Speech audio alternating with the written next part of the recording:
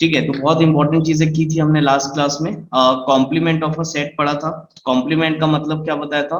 ए not भी बोल सकते हो या ए कॉम्प्लीमेंट भी बोल सकते हो उसको आप। उसके बाद हमने यूनियन ऑफ सेट देखा था, दो सेट का यूनियन कैसे निकालते हैं। उसके बाद हमने इंटरसेक्शन ऑफ अ सेट भी देखा था कि दो सेट्स का इंटरसेक्शन क्या करते हैं। यूनियन को एडिशन भी बोलते हैं, ये चीज बताया था। इंटरसेक्शन का कैसे कैसे डिफरेंट रिप्रेजेंटेशन रहता है वो आप याद रखना। उसके बाद हमने डिफरेंस ऑफ टू सेट पढ़ा था। डिफरेंस ऑफ टू सेट में हमने a minus B, B minus A दोनों देखा था, और a माइनस बी को हम a minus A intersection B और b माइनस ए को b minus A intersection b बोल सकते हैं। या a माइनस बी को अपन a इंटरसेक्शन b कॉम्प्लीमेंट भी बोल सकते हैं, और b माइनस ए को b इंटरसेक्शन a कॉम्प्लीमेंट भी बोल सकते हैं।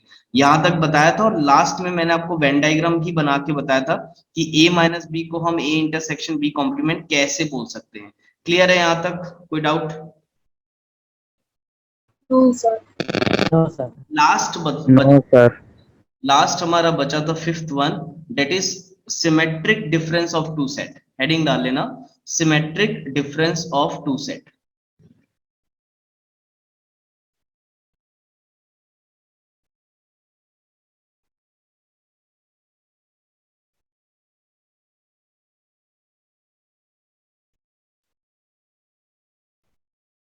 Of two set. ना बेटा, ये symmetric difference of two set क्या होता है? तो बस ये ऐसे ही है, थोड़ा सा टॉपिक आपको समझना पड़ेगा, एकदम इजी टॉपिक है। मान अच्छा, सिमेट्रिक डिफरेंस को रिप्रेजेंट कैसे किया जाता है पहले ये ध्यान दो। मान के चलो दो सेट है हमारे पास, एक सेट है ए और एक सेट बी है। तो बेटा देखो, अगर दो सेट के बीच में ए और बीच के बीच में मैं ऐसा ट्रायंगल का एक साइन बना दूं, तो इसको हम बोलते हैं सिमेट्रिक डिफरेंस। इसको हम रीड कैसे करेंगे? ए सिमेट्रिक डिफरेंस बी। याद रखना, दो सेट है ए और बी, उसके बीच में ऐसा मैं एक डेल्टा या ट्रायंगल का ऐसा साइन बना दूंगा, तो उसको हम रीड करते हैं ए सिमेट्रिक डिफरेंस बी। और या तो हम इसको ऐसा भी रिप्रेजेंट करते हैं, अगर ए यहां पर मैंने लिखा है और यहां पर मैंने बी लिखा हुआ है, यहां पर मैं एक सर्कल बना दूं और इसके अंदर इस सर्कल को ऐसा फोर पार्ट्स में डिवाइड कर दें इस टाइप का, तो ये भी सिंबल को हम रीड करते हैं ए सिमेट्रिक डिफरेंस बी। आया समझ में? सिंबल आया समझ में? सिमेट्रिक डिफरेंस को किससे रिप्रेजेंट करेंगे बेटा? ठीक है, या तो ये यस दो सेट के सर। बीच में ट्रायंगल लगा देंगे तो हम उसको रीड करेंगे ए सिमेट्रिक डिफरेंस बी, या फिर हम सर्कल को ऐसा फोर पार्ट में डिवाइड करके ऐसे बीच में लगा देंगे तो इसको भी रीड करेंगे ए सिमेट्रिक डिफरेंस बी। तो ये दो तरीका है इसको रिप्रेजेंट करने का। अब ये होता क्या है? तो ये बहुत इजी सी चीज है बेटा। मान के चलो मैं आपको दो सेट ले ले रहा हूँ, ठीक है, कोई भी दो सेट ले लेते हैं। सपोज मैं एक सेट ए ले रहा हूँ, that is alpha, beta, gamma, X, Y. ये मैंने एक सेट ले लिया, ठीक है। बी एक सेट ले रहा हूं मैं, और alpha, beta, P, Q, R. ठीक, ये मैंने दो सेट ले लिया। ये सेट ए हो गया, सेट बी ये सेट बी हो गया। अब ए सिमेट्रिक डिफरेंस बी किसको बोलेंगे बेटा हम? ए सिमेट्रिक डिफरेंस किसको बोलेंगे? अगर मैं, ध्यान से देखना, अगर मैं a माइनस बी, अगर मैं a माइनस बी और b माइनस ए, अगर मैं a माइनस बी और b माइनस ए का यूनियन ले लूं, अगर मैं a माइनस बी और b माइनस ए का यूनियन ले लूं, तो उसी को हम बोलते हैं ए सिमेट्रिक डिफरेंस बी। आया समझ में? ए सिमेट्रिक डिफरेंस बी किसको बोलेंगे बेटा? अगर मैं a माइनस बी और b माइनस ए का यूनियन ले लूंगा तो उसको हम रीड करते हैं ए सिमेट्रिक डिफरेंस बी। आया समझ में? इसको अपन वेन डायग्राम से भी समझते हैं। पहले वेन डायग्राम से समझो और अच्छे से क्लियरिटी बढ़ेगी आप लोग की। तो चलो अपन एक वेन डायग्राम बना लेते हैं। सबसे पहले मैं एक यूनिवर्सल सेट बना लेता हूं। यूनिवर्सल सेट क्वेश्चन में दिया होता है, तो ये कुछ भी हो सकता है। Let it B you, late it B you, एक मिनट। तो ये हो गया यू मेरा, ठीक। एक सेट ए ले लेते हैं। अच्छा, यहाँ पर सेट ए और बी मैंने लिया हुआ है, तो इसी के एलिमेंट्स को हम लिख देते हैं। क्या लिख दें? ऐसा लिख दें कुछ, ये हो गया अल्फा, बीटा, ठीक, गामा, एक्स, वाई, और ये हो गया अल्फा बीटा पी क्यू और आर, इस टाइप का ले लिया मैंने। अब देखो दाओ सर्कल बना लेते हैं, सेट ए, बताओ ये हो जाएगा मेरा सेट ए, ठीक, और ये हो जाएगा मेरा सेट बी, करेक्ट है, ये हो गया मेरा सेट ए और ये हो गया मेरा सेट बी बेटा। अब ध्यान से देखो, पहले मुझे आप लोग ये बताओ, इस वेन डायग्राम में a माइनस बी कौन सा पोर्शन होगा बेटा? इस वेन डायग्राम में a माइनस बी कौन सा पोर्शन होगा? हमने लास्ट, गामा एक्स वाई। ये होगा, ये वाला पोर्शन a माइनस बी का होगा, राइट? यस। बताओ भाई, ये हमने पढ़ा था लास्ट टाइम, इसके डायग्राम भी बताया हूं आप लोग को। ये वाला जो पोर्शन होगा, ये पोर्शन होगा आपका a माइनस बी का। ए में से अगर ये b वाला पार्ट हटा दोगे तो ये बचेगा ना a माइनस बी, राइट? और वैसे ही तुम Yes, बताओ sir. मुझे, b माइनस ए क्या पढ़े थे हमने? ये देखा था b माइनस ए, b में से a वाले पार्ट को हटा दोगे तो क्या बचेगा? यही तो बचेगा, राइट? तो ये हो गया आपका b माइनस ए।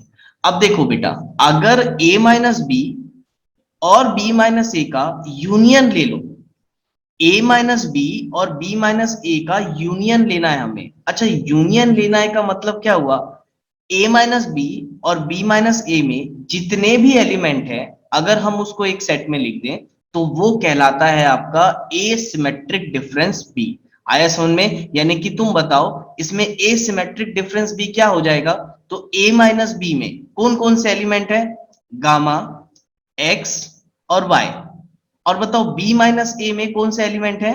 p, r और q, राइट? तो अगर गामा एक्स वाई और पी क्यू आर को मैं अगर एक सेट में लिख दूं तो उसको हम बोलेंगे एसिमेट्रिक डिफरेंस बी। आया क्या समझ में? Yes, sir. Yes. Everyone? Yes, sir. Yes, Yes, sir. yes, sir. ठीक है, तो इसको बोलते हैं बेटा हम एसिमेट्रिक डिफरेंस बी। इसको लिखने के और भी अच्छे अच्छे अंदाज हैं, उसको हम अभी यहाँ पर देखते हैं। सब लोग सामने देखते रहो, अभी फिर एक साथ लिख लेना। सामने देखो, देखो तो मैंने आपको क्या बताया बेटा, एसिमेट्रिक डिफरेंस बी किसको बोलेंगे? कि अगर हम a माइनस बी और b माइनस ए का यूनियन ले लें तो उसको हम एसिमेट्रिक डिफरेंस बी बोल सकते हैं। अच्छा, तुम इसी को बताओ, ये जो आप वेन डायग्राम से देखो, वेन डायग्राम से बहुत अच्छे से समझ में आएगा। क्या मैं एसिमेट्रिक डिफरेंस को एक और तरीके से लिख सकता हूं क्या? एसिमेट्रिक डिफरेंस बी को क्या मैं एक और तरीके से लिख सकता हूं क्या? किस तरीके से? ध्यान दो यहां पर, अगर मैं ऐसा लिख दूं कि A union B, A union B, अब पहले ये बताओ A यूनियन बी का मतलब क्या हो जाएगा? A यूनियन बी का मतलब क्या हो जाएगा? ये पूरी बाउंड्री A और B की, ये पूरी बाउंड्री होगी A यूनियन बी, राइट और नॉट? Yes, sir. अगर Yes, sir. अगर इस पूरी बाउंड्री में से, इस पूरी बाउंड्री में से अगर मैं ये वाला पोर्शन माइनस कर दूं, इस पूरी बाउंड्री में से अगर मैं ये वाला पोर्शन माइनस कर दूं तो बताओ क्या यही पोर्शन बच जाएगा? Yes, sir. राइट और नॉट? अगर मैं ए और बी की पूरी बाउंड्री में से ये वाले पोर्शन को हटा दूं, ये वाले पोर्शन को अगर मैं हटा दूं तो क्या यही दोनों बच जाएगा जो शेडेड दिख रहा है आपको? Yes, Yes, sir. sir. तो तुम बताओ, क्या हम symmetric difference A symmetric difference B को ऐसा भी लिख सकते हैं कि it is nothing but A union B minus Minus A intersection, intersection. Right और नॉट? Yes. मैं ऐसा लिख सकता हूँ A union B Yes, sir. Plus A intersection B, यानी ए यूनियन बी, ए और बी के पूरे बाउंड्री को ले लो और उसमें से अगर ये वाला पार्ट को हटा देंगे तो सेम ही तो रहा। यानी इसमें और इसमें क्या फर्क है? सेम तो है, बस लिखने का अंदाज बदल गया। यहाँ पर मैंने लिखा था A minus B union B minus A, उसी को हम कैसे लिख सकते हैं? A union B minus A intersection B. Clear है? Yes, sir. कोई डाउट यहाँ तक? No, Yes. sir. इसको एक और तरीके से भी लिखा जा सकता है, इसको एक और तरीके से भी लिखा जा सकता है। अब वो तुम सोच के बताओ मुझे, बताओ, और किस टाइप से लिख सकते हो इसको? ए माइनस बी को लिखने का एक खास अंदाज था वहां पर, ए माइनस बी को लिखने का एक बहुत ही स्पेशल वे था जो हमने देखा था। तुम बताओ, ए माइनस बी को आपने क्या बोला था? ए माइनस बी को क्या आपने ये बताया था, that is nothing but A intersection B complement? ध्यान दो, Yes, sir. Yes, sir. पे ध्यान दो, इस पे ध्यान दो। क्या हमने ये चीज देखा था कि ए माइनस बी को हम ए इंटरसेक्शन बी कॉम्प्लीमेंट लिख सकते हैं? ए माइनस बी के Yes. जगह ए इंटरसेक्शन बी कॉम्प्लीमेंट लिख सकता हूं मैं, बात एक ही है। ए माइनस बी बोलो या ए इंटरसेक्शन बी बोलो, ए इंटरसेक्शन बी कॉम्प्लीमेंट बोलो, बात एक ही है। इसको हमने वेन डायग्राम से प्रूव भी किया था। तो देखो, अगर मैं ए माइनस बी की जगह ए इंटरसेक्शन बी कॉम्प्लीमेंट लिख दूं, यूनियन, और बी माइनस ए की जगह क्या लिख सकते हैं बताओ? B intersection A complement, right? तो तुम बताओ, तब भी क्या बात सेम है? Yes, sir. तो एसिमेट्रिक डिफरेंस बी को लिखने के ये तीन अंदाजे हैं, ठीक है? ये तीन अंदाज है, तो ये आप तीनों अच्छे से याद रखोगे। Is that clear to you? Yes, sir. Yes, sir. इन तीनों में Yes, sir. कोई doubt? No, sir. No, sir. तो चलो note No, down, sir. Note down करो बेटा, फास्ट नोट डाउन।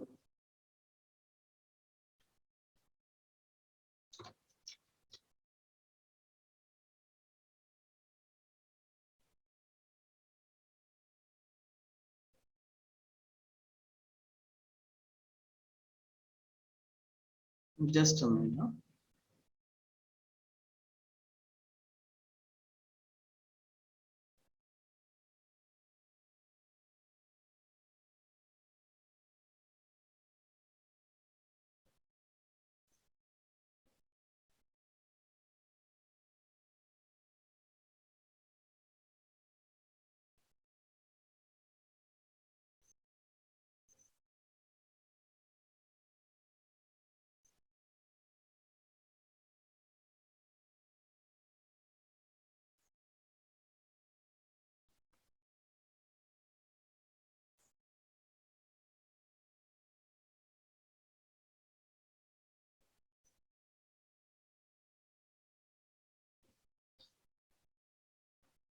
अच्छा लिख लो तो फिर डन बोलना, हाँ, फिर आगे बढ़ेंगे।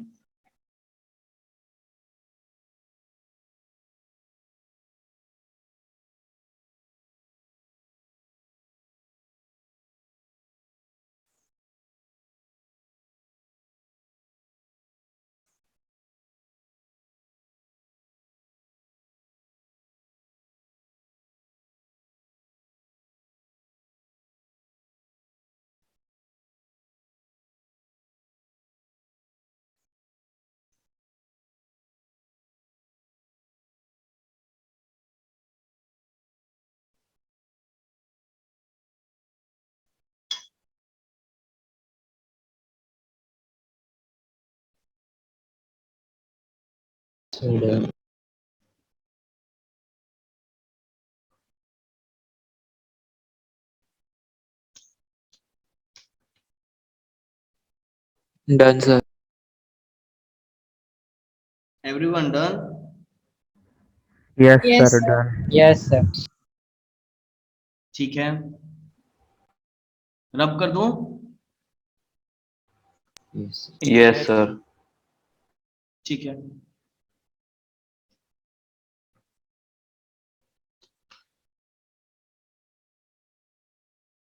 नाउ चलो बेटा, अब नेक्स्ट टॉपिक है हमारा डी मॉर्गन्स लॉ। अब डी मॉर्गन्स लॉ एक बहुत ही इंपॉर्टेंट टॉपिक है सेट चैप्टर में, ठीक है? डी मॉर्गन एक इंडियन साइंटिस्ट थे, ठीक है, जिन्होंने बहुत ही इंपॉर्टेंट लॉ दिया है बेटा। दो लॉ है, एक है आपका लॉ ऑफ कॉम्प्लीमेंट और एक है आपका law of union and intersection. तो ये दोनों हमको डी मॉर्गन्स के लॉ आप देखने हैं, है ना? तो डी मॉर्गन के दो बहुत ही इंपॉर्टेंट लॉ हैं, एक है आपका लॉ ऑफ कॉम्प्लीमेंट और एक है आपका law of union and law and intersection. तो हम एक एक करके देखते हैं। सबसे पहले ये लिख लो, आप हेडिंग डालो डी मॉर्गन्स लॉ। हेडिंग डाल लो De Morgan's law.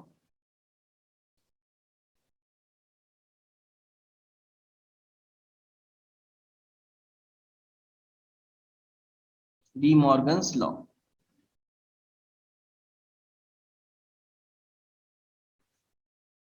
Again very important topic in sets, है ना, आपको यहां से क्वेश्चन एग्जाम में डायरेक्ट मिल सकते हैं।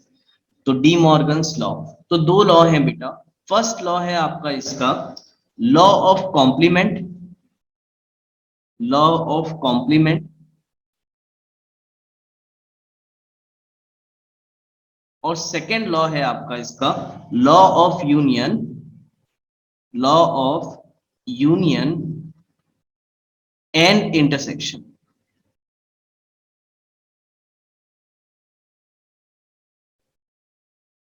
Law of union and intersection, तो ये दोनों लॉ हम देखेंगे एक एक करके। लिख लो इसको।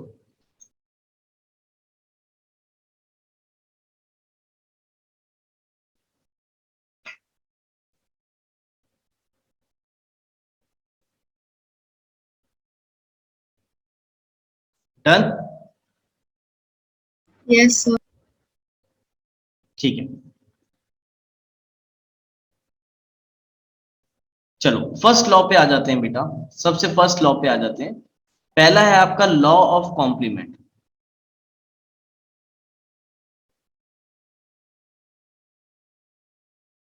पहला है आपका लॉ ऑफ कॉम्प्लीमेंट। अब लॉ ऑफ कॉम्प्लीमेंट को समझो, देखो सामने देखो।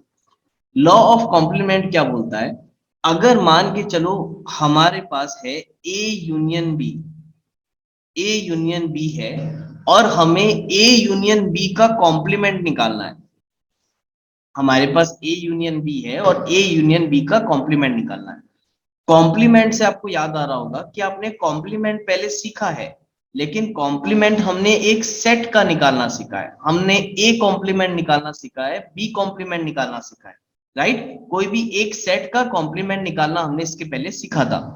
लेकिन अब ए यूनियन बी का कॉम्प्लीमेंट कैसे निकालेंगे, तो उसके लिए ये लॉ ऑफ कॉम्प्लीमेंट आपको काम आएगा बेटा। अगर ए यूनियन बी का कॉम्प्लीमेंट निकालना है तो ये क्या हो जाएगा, ये कॉम्प्लीमेंट जो है, जैसे कि मैथमेटिक्स में पावर डिस्ट्रीब्यूट होती है, वैसे ये कॉम्प्लीमेंट ना डिस्ट्रीब्यूट हो जाएगा। ये क्या हो जाएगा बेटा, ए कॉम्प्लीमेंट और ये बी कॉम्प्लीमेंट। जैसे एक्सपोनेंट में पावर डिस्ट्रीब्यूट होती है ना, वैसे ये कॉम्प्लीमेंट दोनों में डिस्ट्रीब्यूट हो जाएगा। ये बन जाएगा ए कॉम्प्लीमेंट और ये बन जाएगा बी कॉम्प्लीमेंट।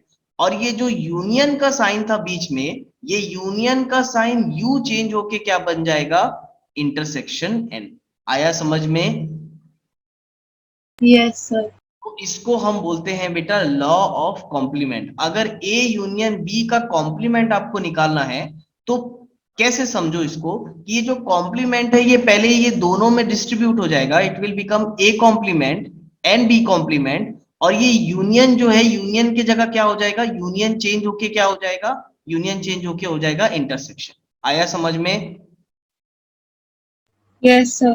और इस चीज को हम प्रूव करेंगे, इस चीज को हम प्रूव करेंगे कि भाई A union B complement, A complement intersection B complement ही होगा क्या, ठीक है। और इसको प्रूव करने के लिए हम वेन डायग्राम का यूज करेंगे, तो वो मैं प्रूव अभी आपको आगे बताऊंगा। तो ये तो हो गया बेटा फर्स्ट ए यूनियन बी का कॉम्प्लीमेंट। वैसे ही same A intersection B complement का भी यही कुछ हाल है। ए इंटरसेक्शन बी कॉम्प्लीमेंट क्या होगा बेटा, मालूम है, तुम सोच पा रहे हो, बताओ क्या होगा। A complement union B complement. Right, A complement intersection change क्या बन जाएगा, union, and it will become B complement. तो A complement union B complement. Clear है? कोई डाउट यहां तक? Yes, sir. तो इसको हम बोलते हैं बेटा लॉ ऑफ कॉम्प्लीमेंट। तो लॉ ऑफ कॉम्प्लीमेंट किसको बोलते हैं, होपफुली आपको समझ में आया होगा। ए यूनियन बी का कॉम्प्लीमेंट हो जाएगा A complement intersection B complement, और ए इंटरसेक्शन बी कॉम्प्लीमेंट क्या हो जाएगा, A complement union B complement. Clear है? Yes, sir. ठीक है, नाउ इसको हम प्रूफ करेंगे। दिमाग में आपके सवाल तो आ रहा होगा कि ऐसा क्यों। तो कभी भी सेट्स के मैक्सिमम चीजें जहां आपको डाउट आता है, वो डाउट आपका वेन डायग्राम से ही क्लियर होगा बेटा, क्योंकि मैक्सिमम चीजें जो सेट में है उसको हम वेन डायग्राम के ही मीडियम से प्रूफ कर सकते हैं। ठीक है, तो चलो हम इसका फर्स्ट प्रूफ करके देखते हैं कि फर्स्ट क्या बोल रहा है। तो देखो फर्स्ट लॉ इसका बोल रहा था, फर्स्ट लॉ इसका ये बोल रहा है कि ए यूनियन बी का जो कॉम्प्लीमेंट है वो किसके इक्वल होगा, वो इक्वल होगा A complement intersection B complement के, राइट और नॉट। ठीक, तो इसको हम देखते हैं भाई कि ऐसा कैसे हो रहा है। तो चलो इसको हम वेन डायग्राम के मीडियम से देखते हैं। सबसे पहले हम वेन डायग्राम इसका बना लेते हैं, बाद में हम वेन डायग्राम इसका बना लेंगे और देखेंगे क्या दोनों का वेन डायग्राम सेम आ रहा है क्या। ठीक है, तो चलो बनाते हैं। सबसे पहले हम इसका वेन डायग्राम बना लेते हैं। मैं ज्यादा नहीं, छोटा छोटा सा ही ले रहा हूं ताकि ज्यादा वो ना हो, आजू बाजू रहेगा तो आपको अच्छे से समझ में आ जाएगा। चलो अब देखो, सबसे पहले मैं दो सेट यहां बना लेता हूं बेटा, यहाँ दो सेट बना लेता हूं। ये हो गया मेरा सेट ए और ये हो गया मेरा सेट बी। ठीक, पहले अपन फर्स्ट पे ही फोकस करते हैं। ये हो जाएगा मेरा सेट ए, ये हो गया सेट ए और ये हो गया मेरा सेट बी। क्लियर है? अच्छा अब तुम बताओ मुझे, आप लोग बताना, आंसर करना जरूरी है आप लोग का, है ना। अब पहले आप ये बताओ ए यूनियन बी क्या होगा बेटा, ए यूनियन बी क्या होगा। क्या ये ए और बी की ये पूरी बाउंड्री ए यूनियन बी कहलाती है? Yes, sir. ए और बी की ये पूरी बाउंड्री ए यूनियन बी कहलाएगी, राइट और नॉट। Yes, sir. अब उसका कॉम्प्लीमेंट, कॉम्प्लीमेंट का मतलब क्या बताया था मैंने आपको, जैसे हमको सेट ए का कॉम्प्लीमेंट निकालना होता था, तो सेट ए का कॉम्प्लीमेंट का मतलब क्या होता था, ए नॉट। ए नॉट का मतलब ए में जितने भी एलिमेंट हैं उसको अगर हम हटा दें तो उसको छोड़ के जो बाकी एलिमेंट बचा है उस यूनिवर्सल सेट में, उसी को हम एक ए कॉम्प्लीमेंट बोलते थे, राइट और not. Yes, Yes, sir. sir. Complement का मैं आपको, देखो कॉम्प्लीमेंट समझना जरूरी है बेटा, वो ही नहीं आता होगा तो फिर तो कुछ समझ में ही नहीं आएगा, राइट। तो देखो पहले मैं बता देता हूँ, जैसे 1 2 3 x y, ये आपका यूनिवर्सल सेट है और एक सेट ए है जो कि तुम्हारा है 1 2 3। अब अगर मैं तुमको बोलूंगा कि ए कॉम्प्लीमेंट क्या हो जाएगा बेटा, तो तुम बताओ ए कॉम्प्लीमेंट क्या हो जाएगा। ए XY. Universal, exactly universal set में से ए के सारे एलिमेंट को हटा दो तो जो बच जाएंगे वो हो जाएगा आपका ए कॉम्प्लीमेंट। तो जो बच जाएंगे वो एलिमेंट क्या हो जाएगा आपका ए कॉम्प्लीमेंट। तो ये कॉम्प्लीमेंट का बेसिक था, ये हमने पढ़ चुका है, तो होपफुली आपको आता होगा। अब देखो वैसे ही आप यहां बताओ, अगर ये ए यूनियन बी है बेटा, ये पूरी बाउंड्री ए यूनियन बी है, तो इसका कॉम्प्लीमेंट क्या होगा, जो बच जाएगा वो पोर्शन इसका ए यूनियन बी का कॉम्प्लीमेंट कहलाएगा, राइट और नॉट। Yes, sir. तो बताओ ये बाउंड्री, अगर ये ए यूनियन बी के बाउंड्री को अगर हम छोड़ दें तो कौन सा पोर्शन बच जाएगा, बताओ क्या यही वाला पोर्शन बच जाएगा।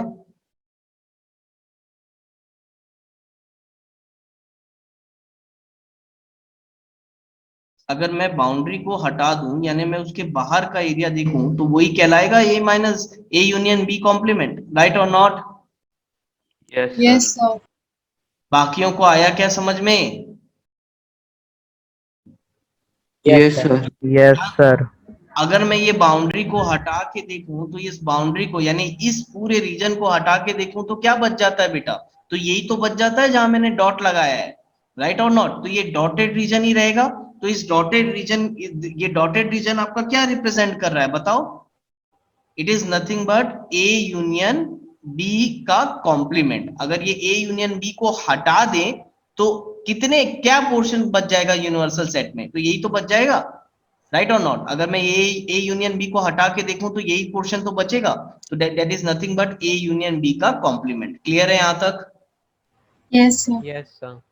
ठीक है, तो ये तो हो गई एलएचएस की बात, एक साइड की बात कर ली हमने। अब आरएचएस की तरफ मूव करते हैं। चलो देखो आरएचएस में ध्यान से देखना, आरएचएस में थोड़ा सा तो आपको कंसंट्रेशन करना पड़ेगा। अब देखो ये दो सेट ले लिया मैंने, यहां पर भी ए और बी, ए बी दो सेट थे तो मैं यहां पर भी ए और बी दो सेट ले लिया। ये हो गया मेरा सेट ए, ये हो गया मेरा सेट बी। अब देखो बेटा एक एक करके हम समझेंगे। सबसे पहले तुम बताओ मुझे ये ए कॉम्प्लीमेंट क्या होगा, ए कॉम्प्लीमेंट क्या होगा? तो अगर मैं ये ए सेट को छोड़ के जितना भी ये मेरा पोर्शन बचेगा वो कहलाएगा मेरा ए कॉम्प्लीमेंट। ये यूनिवर्सल सेट है हमारा, राइट? तो ए कॉम्प्लीमेंट क्या कहलाएगा? ए कॉम्प्लीमेंट वो कहलाएगा कि भाई ये ए सेट को छोड़ दो और जितना भी जो पोर्शन बच गया उसी को हम ए कॉम्प्लीमेंट बोलेंगे। बोलो राइट और not? Yes, sir. Yes, sir. ठीक, तो बताओ तुम, अगर मैं ए पोर्शन को छोड़ दूं, ए पोर्शन को अगर मैं छोड़ दूं तो कितना एरिया पोर्शन बचेगा मेरे पास? तो बताओ, यही पोर्शन बचेगा। देखना ध्यान से, हाँ।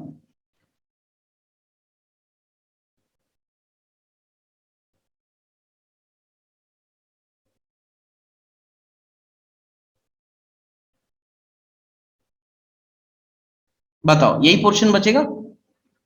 अगर मैं ये ए सेट Yes, sir. ए सेट को छोड़ दूं तो ए सेट को अगर छोड़ दूं तो यही पूरा पोर्शन बचेगा। और ये पूरा पोर्शन क्या है बेटा? A complement. आया क्या A समझ में? complement.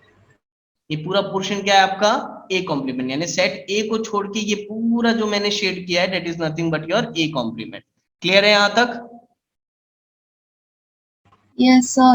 Yes, sir. अब वैसे ही बताओ बी कॉम्प्लीमेंट क्या होगा। सेम अब मुझे आप बताओ कि बी कॉम्प्लीमेंट क्या होगा।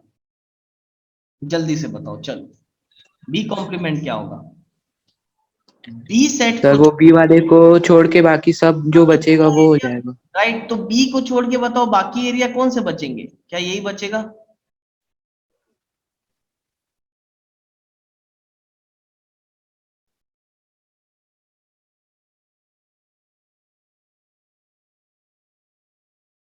बोलो राइट और नॉट? क्लियर है? बी सेट को अगर मैं छोड़ दूं Yes. और बाकी पूरे पोर्शन को शेड कर दूं तो ये हो जाएगा मेरा, ये ग्रीन वाला ये जो पोर्शन हो जाएगा ये क्या हो जाएगा मेरा? B complement. क्लियर है क्या? Yes, sir. ठीक है, यहां तक कोई डाउट? No, sir. अब ध्यान No, से sir. तुम बताओ मुझे, No, sir. B complement intersection B complement कौन सा एरिया होगा बेटा? A complement intersection B complement कौन सा एरिया होगा? तो वो एरिया होगा जिसमें ये आपकी पिंक वाली लाइन भी आ रही होगी। और क्योंकि इंटरसेक्शन क्या कहलाता है? Intersection is common area. Intersection का मतलब क्या होता है? कॉमन, दोनों के बीच में कॉमन। तो तुम बताओ ए कॉम्प्लीमेंट और बी कॉम्प्लीमेंट में वो एरिया देखो ध्यान से जिसमें ये पिंक वाली लाइन भी आ रही है और ग्रीन वाली लाइन भी आ रही है। ध्यान से इस डायग्राम को देखो, वो एरिया को देखो जिसमें पिंक वाली लाइन भी है और ग्रीन वाली भी लाइन है। तो देखो उसको मैं मार्क करता हूं और मुझे तुम बताओ क्या ये वही, ये वही पोर्शन है? देखो मैं मार्क कर रहा हूं, देखो देखो जहां ग्रीन और पिंक दोनों लाइन है उस पोर्शन को मैं मार्क कर रहा हूं।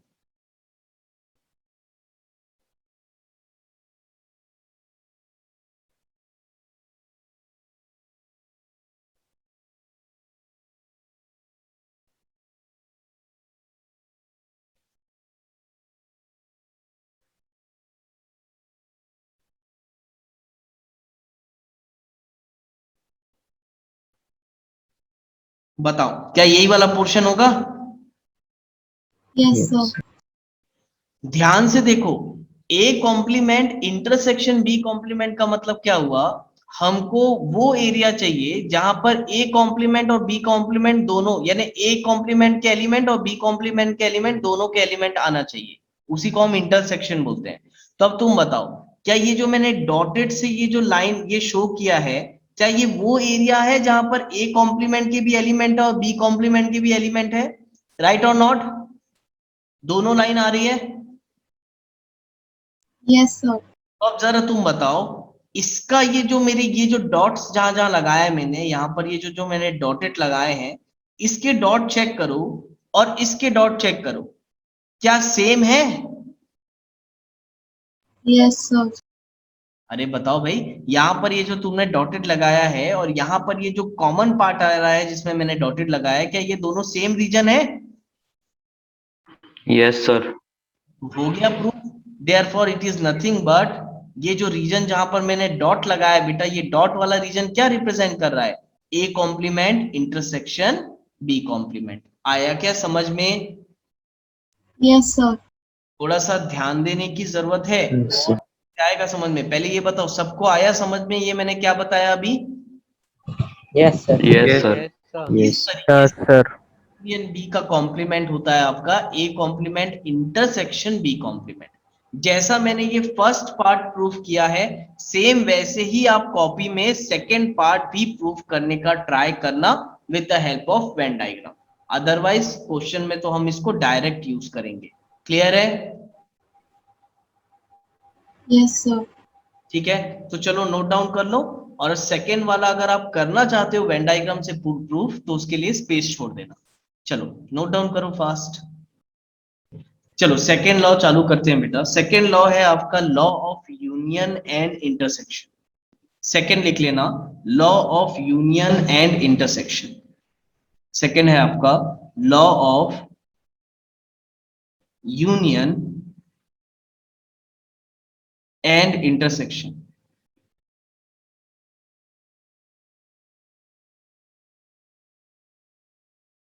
So law of union and intersection.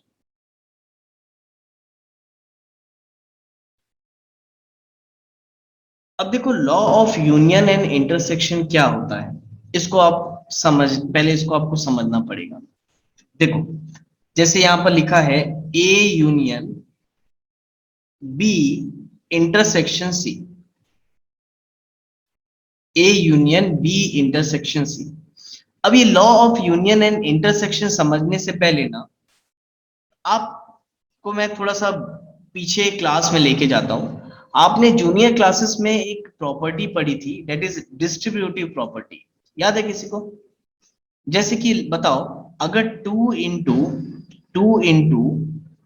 3+4 अगर लिखा है, 2 इंटू 3+4 अगर लिखा है, तो आपने जूनियर सेक्शन में पढ़ा था कि यहां पर हम डिस्ट्रीब्यूटिव लॉ लगाते हैं, जिसमें ये जो 2 है पहले ये 3 से मल्टीप्लाई होता है, बाद में ये जो 2 है किससे मल्टीप्लाई होता है? 4 से। राइट? उसको हम ऐसा लिखते हैं कि 2 इंटू 3 प्लस 2 इंटू 4। राइट और not?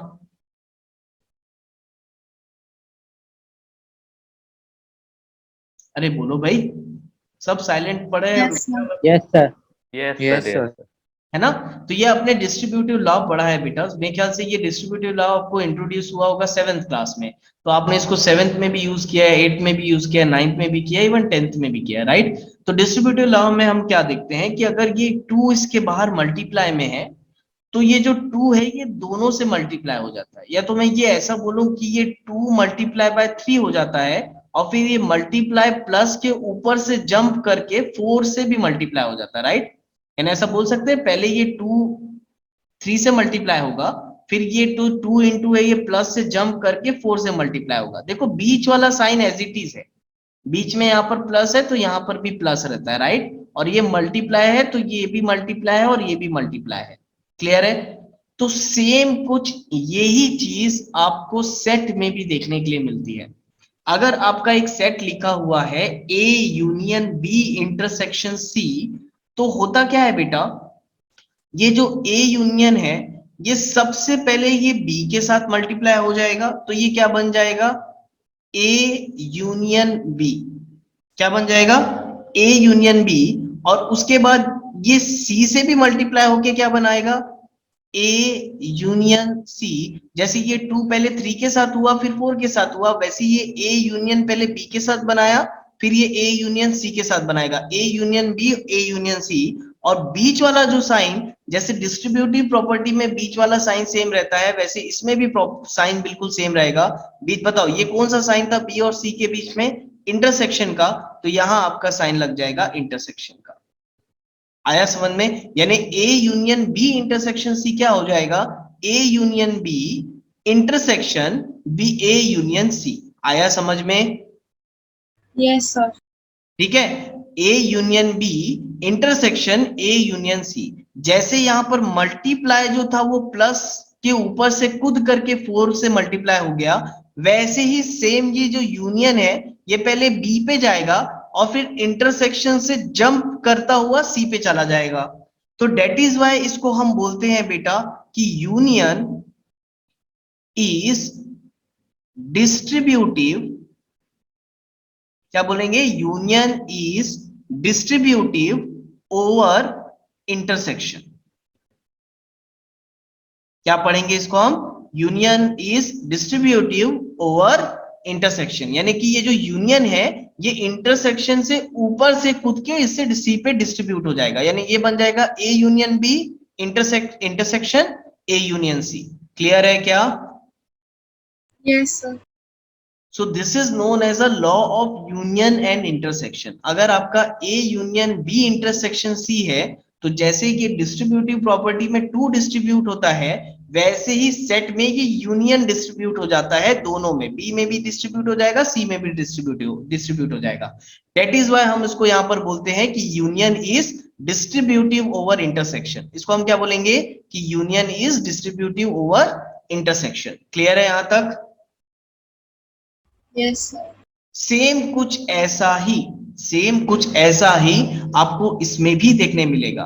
A intersection B union C, A intersection B union C. Again यहां पर भी सेम स्टोरी है बेटा। ये जो इंटरसेक्शन है पहले बी पे डिस्ट्रीब्यूट होगा, फिर ये जो इंटरसेक्शन है ये सी पे डिस्ट्रीब्यूट होगा। तो बताओ क्या बनेगा, ए इंटरसेक्शन बी और ए इंटरसेक्शन सी, राइट। और ये जो यूनियन, ये जो बीच वाला साइन है ये बिल्कुल सेम एज इट इज यहां आ जाएगा यूनियन।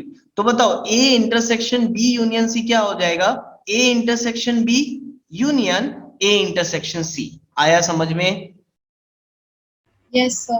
अगेन देखो ध्यान से यस देखो, यहां यस सर। पर इंटरसेक्शन डिस्ट्रीब्यूट हो रहा है, यहां इंटरसेक्शन डिस्ट्रीब्यूट हो रहा है यूनियन के ऊपर से, तो उसको हम क्या रीड करेंगे बेटा, intersection is distributive over union। Clear है? या union is Yes, sir. distributive over intersection and this is also true that intersection is distributive over union। ठीक है, तो यूनियन भी डिस्ट्रीब्यूटिव है ओवर इंटरसेक्शन और इंटरसेक्शन भी डिस्ट्रीब्यूटिव है ओवर यूनियन। तो ये दो लॉ है जिसको हम बोलते हैं law of union and intersection. Hopefully clear होगा। Yes, sir. Yes sir. इसको भी आप वेन डायग्राम के मीडियम से प्रूव कर सकते हो। वेन डायग्राम आप एलएचएस और आरएचएस का अलग अलग बना के देखोगे तो इसको भी हम वेन डायग्राम से प्रूव कर सकते हैं, लेकिन फिलहाल करेंगे नहीं। आप डायरेक्टली फॉर्मूला पुट करो और क्वेश्चन को एंजॉय कर सकते हो, तो प्रूफ करने की फिलहाल अभी जरूरत नहीं है। ठीक है, तो this is known as a law of union and intersection. ये दोनों लॉ यूज करके, और कुछ और भी लॉ हैं, अभी हम एडिशन थ्योरम पढ़ेंगे, फिर इन सब का यूज करके फिर हम क्वेश्चन सॉल्व करेंगे। चलो नोट डाउन कर लो इसको। तो ये डी मॉर्गन्स के दो बहुत शानदार लॉ याद रखना बेटा हमेशा। दो लॉ हमने डी मॉर्गन्स पे पढ़े। एक हमने क्या पढ़ा, लॉ ऑफ कॉम्प्लीमेंट, जिसमें हमने ये देखा कि अगर ए यूनियन बी कॉम्प्लीमेंट है तो वो A complement intersection B complement हो जाएगा, यूनियन इंटरसेक्शन बन जाएगा। उसके बाद हमने ये लॉ देखा कि law of union and intersection, तो इसको आप डिस्ट्रीब्यूटिव प्रॉपर्टी से याद रख सकते हो। जैसा डिस्ट्रीब्यूटिव प्रॉपर्टी होता है सेम वैसे ये law of union and intersection होता है कि union is distributive over intersection and intersection is distributive over union. Clear है यहां तक? आगे बढ़े। Yes, sir. ठीक है, एवरीवन कंप्लीटेड ना? Yes sir. Yes, sir. Now yes sir. Next heading लिखना बेटा, addition theorem on sets. Next heading लिखना, एडिशन